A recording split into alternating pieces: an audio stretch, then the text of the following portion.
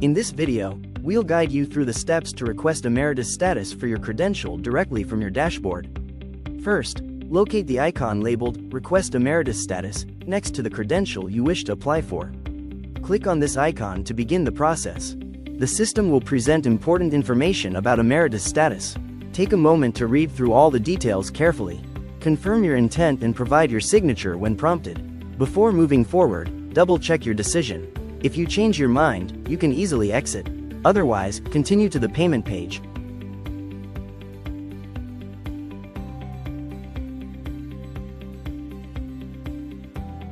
On the payment page, enter your credit card details and submit your payment.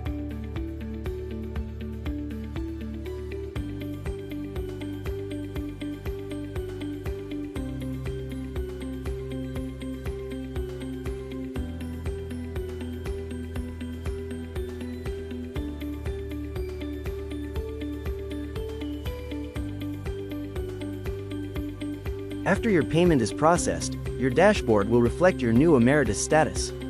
You will still have the option to download your certificate from your dashboard.